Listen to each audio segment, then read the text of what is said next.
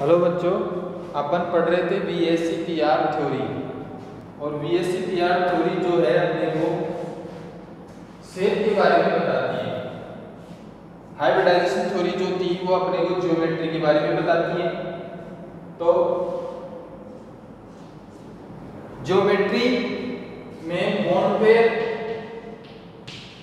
Plus lone pair दोनों को देखा जाता है। शेप में केवल bond pair, only bond pair का अरेंजमेंट जो है उसको देखा जाता है। अब अपन ने VSCPR थ्योरी के अनुसार जो Z की वैल्यू थी वो 4 तक के लिए अपन ने जितनी भी कंडीशन थी वो देख ली थी। आज अपन देखेंगे Z की वैल्यू अगर अपने पास 5 हो और पांचों के पांचों क्या हो, बॉन्ड पेयर, तो लोन पेयर कितना होगा 0। और 5 बॉन्ड पेयर यानी Z की वैल्यू 5 के लिए हाइब्रिडाइजेशन होता है sp3d।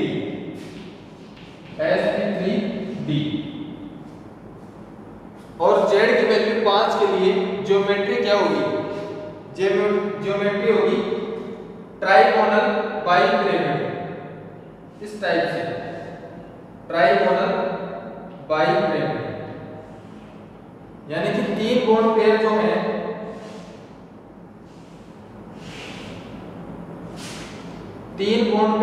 वो एक ही तल में होंगे और तीनों के बीच में बॉन्ड एंगल होगा 120 डिग्री। तीनों बॉन्ड एंगल 120 डिग्री।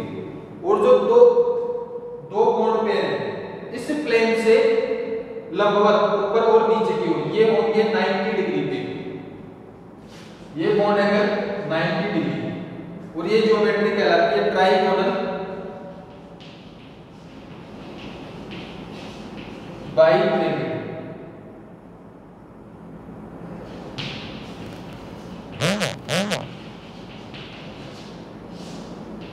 ट्राइगोनल बाइपिरामिड। अब अपने को पता है कि बॉन्ड पेयर 5, लोन पेयर की संख्या 0 है। तो यदि लोन पेयर 0 हो तो जो ज्योमेट्री है वो ही क्या होगी, शेप। क्योंकि शेप में केवल बॉन्ड पेयर को देखा जाता है और यहाँ पे सारे क्या है, बॉन्ड पेयर, यानी कि पांचों के पांचों अपन ने बॉन्ड पेयर लिए। तो यहाँ पे शेप क्या होगी, सेम, यानी कि ट्राइगोनल बाइपिरामिड। हाइब्रिडाइजेशन sp3d, Z की वैल्यू 5 के लिए। अब अगली कंडीशन, Z की वैल्यू 5 हो और उसमें से 4 हो बॉन्ड पेयर और 1 हो लोन पेयर। यानी कि अब यहाँ पे लोन पेयर की एंट्री हो रही है, प्रेजेंटेशन हो रही है। यानी कि अपने पास एक लोन पेयर हो तो लोन पेयर जो है इन चारों बॉन्ड पेयर में से कहां अरेंज होगा।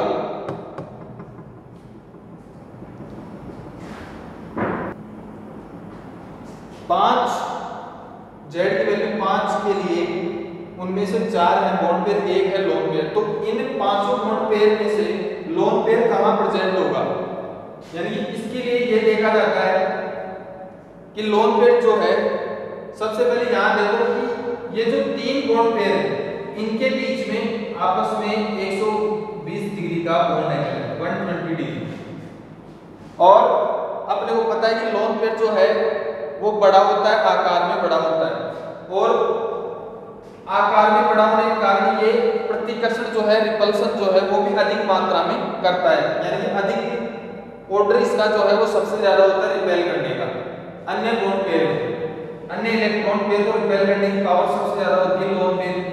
तो ये अपने को इसको ऐसी जगह अरेंज करना है जहां से बाकी बॉन्ड पेयर जो है, बाकी इलेक्ट्रॉन पेयर जो है उनके ऊपर कम से कम रिपल्सन लगे। तो यहां से देखने से पता चल रहा है कि ऊपर और नीचे के जो बॉन्ड पेयर है, ये वाला और ये वाला, यहाँ पे 90 डिग्री का कोण बन रहा है। तो 90 डिग्री कोण का मतलब है कि अगर अपन यहाँ रखेंगे लोन पेयर को तो जो ये जो इलेक्ट्रॉन पेयर ये नजदीक रहेंगे इसके, तो ये इसको ज्यादा रिपेल करेगा। और अगर अपन इन तीनों इलेक्ट्रॉन पेयर की बात करें तो ये आपस में 120 डिग्री पे हैं।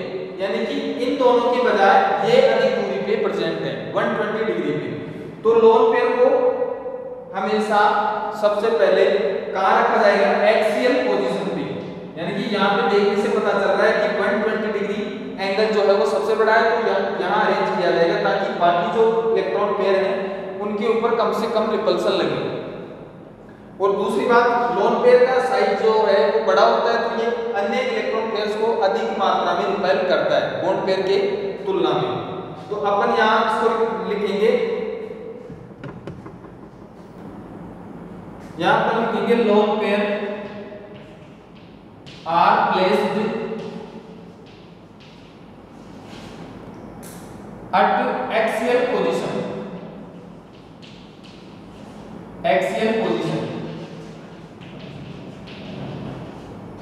ऊपर और नीचे वाले इलेक्ट्रॉन पेयर वाली ये जो पोजीशन ये होती है इक्वाटोरियल पोजीशन, और ये पोजीशन जो है वो है एक्सियल पोजीशन। तो अपन इसको यहां रख रहे हैं, इसको मिटा रहा हूं मैं एक बार के लिए। एक्सियल पोजीशन पे इसलिए रख रहे हैं क्योंकि यहाँ पे सबसे ज्यादा बॉन्ड एंगल है, तो यहाँ से जो ये रिपेल करेगा तो बाकी जो इलेक्ट्रॉन पेयर के ऊपर रिपल्सन कम से कम लगेगा, यानी कि इस टाइप से। और यहाँ एक्सियल पोजीशन पे होगा लोन पेयर।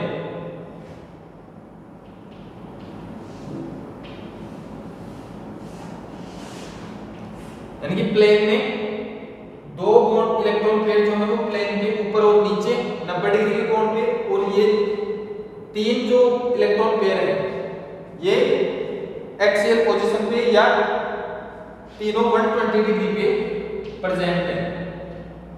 अब एक लोन पेयर की प्रेजेंटेशन की वजह से अब इनके बीच का जो कोण था, बॉन्ड एंगल था, वो 120 डिग्री से कम होगा, ज्यादा होगा, ये बढ़ जाएगा, यानी 120 डिग्री से अधिक हो जाएगा, 120 डिग्री से अधिक, क्योंकि अब यहाँ पे रिपल्सन हो रहा है लोन पेयर और बॉन्ड पेयर के बीच में। यहाँ पे रिपल्सन हो रहा है lone pair sorry bond pair के बीच में, और ये जो रिपेल हो रहा है ये हो रहा है लोन पेयर बॉन्ड पेयर के बीच में। तो ये जो दोनों बॉन्ड एंगल है ये 120 डिग्री से बढ़ जाएंगे, और ये जो रिपल्सन है बॉन्ड पेयर के बीच में ये 120 से कम हो जाएगा। किसकी वजह से? लोन पेयर की वजह से, क्योंकि इसका साइज बड़ा होता है और ये सबसे अधिक मात्रा में प्रतिकर्षण करता है, रिपल्सन करता है। तो ये जो बॉन्ड एंगल था 120 डिग्री का, तीनों बॉन्ड एंगल इनके ऊपर अफेक्ट पड़ेगा, और ये जो 190 डिग्री का था वो 90 डिग्री का ये बॉन्ड एंगल भी अब बट इसमें भी चेंज देखने को मिलेगा। तो इसको बोलते हैं, अब ये तो होगी, अगर इसकी बात करें अपन ज्योमेट्री की, तो ज्योमेट्री तो सेम रहेगी। अगर लोन पे 1% है 2% है उससे कोई फर्क नहीं पड़ता, ज्योमेट्री सेम रहेगी, यानी कि ट्राइगोनल बाइपिरामिड, क्योंकि ज्योमेट्री में अपने को पता है bond pair plus lone pair दोनों को देखा जाता है। अब बात करें शेप की, तो अब इसकी शेप किस टाइप से देखें, यानी कि ये जो है लोन पेयर को अपने को नहीं देखना, तो ये जो साइज है वो ऐसी बचती है इस टाइप से। अब इसको समझने के लिए ये तो बच रहा है एक बॉन्ड पेयर ये वाला, एक नीचे एक सामने, ये एक्सियल दोनों बॉन्ड पेयर, इसको अपन ने हटा दिया क्योंकि अपन शेप की बात कर रहे हैं। अब इसको समझने के लिए मैं इस टाइप से बना रहा हूं, ये वाला ऐसे और ये दोनों नीचे वाले बॉन्ड पेयर इस टाइप से, यानी कि इसको ऐसे रोटेट कर दिया, समझने के लिए केवल रोटेट किया है। तो अब ये जो शेप है वो किस टाइप की दिख रही है, तो इसकी जो शेप है वो कुछ अपने को झूले के समान दिखाई दे रही है। झूला यानी कि जैसे झूले में दो स्टैंड होते हैं और ये झूलने के लिए होता है, यानी कि झूले के समान, यानी कि इस शेप को बोलते हैं सी शो, झूले जैसी शेप, सी शो, और हाइट डायरेक्शन सेम रहेगा S3D। अब इसके बाद अपन कुछ क्वेश्चन करते हैं, फिर बाकी जो कंडीशन बच रही है उनकी चर्चा करेंगे अपन। पहले देखते हैं कुछ क्वेश्चन है अपना, तो अपन क्वेश्चन कर रहे हैं find number of lone pair hybridization geometry से, और एग्जांपल ले रहे हैं SO3। इसके लिए अपने को लोन पेयर की संख्या निकालनी है, हाइब्रिडाइजेशन निकालना है, ज्योमेट्री और शेप निकालनी है। तो सबसे पहले अपन z की वैल्यू निकालेंगे, z इक्वल टू 1/2। अब number of valence electron on central atom, central atom यहाँ पे सल्फर और इसके पास वैलेंस इलेक्ट्रॉन होते हैं 6। नेगेटिव चार्ज पॉजिटिव चार्ज कुछ है नहीं और मोनोवैलेंट एटम जो है वो भी जुड़े हुए नहीं है, तो यहाँ पे कितना रहेगा 6, यानी कि z की वैल्यू निकल के आएगी 3। और अब इसमें z की वैल्यू आई है 3, z की वैल्यू अपने पास 3। तो इसके बाद में अपने को देखना है कि z की वैल्यू 3 है, तो यहाँ पे लोन पेयर की संख्या निकालो सबसे पहले। अब लोन पेयर के लिए हल्का सा सूत्र है z minus number of surrounding atoms, surrounding atoms.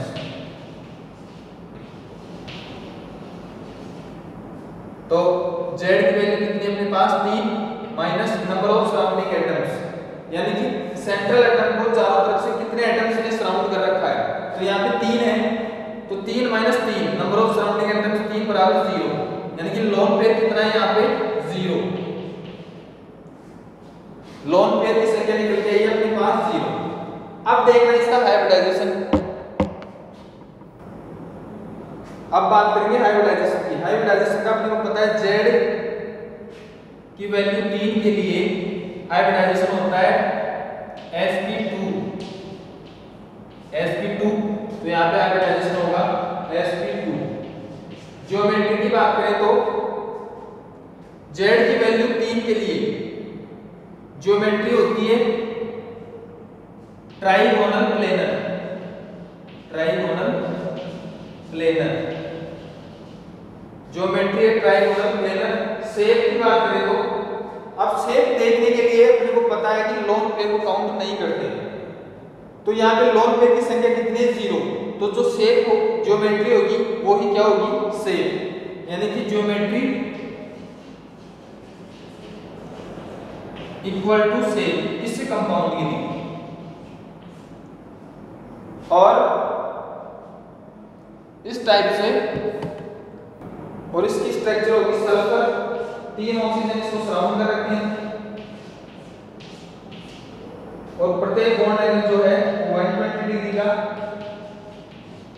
और इसकी शेप क्या है ट्राइगोनल प्लेनर, क्योंकि इसमें कोई लोन पेयर प्रेजेंट नहीं है। ज्योमेट्री ट्राइगोनल प्लेनर और 120 डिग्री के तीनों बॉन्ड एंगल इस तरह। अगला एग्जांपल लेते हैं अपन, अगला एग्जांपल लेते हैं अपन SO2। इसके लिए अपन सबसे पहले z की वैल्यू निकालते हैं 1/2। सेंट्रल एटम के पास वैलेंस इलेक्ट्रॉन है, नेगेटिव पॉजिटिव है नहीं, मोनोवैलेंट एटम भी नहीं है, तो z की वैल्यू यहाँ निकल के आएगी 3।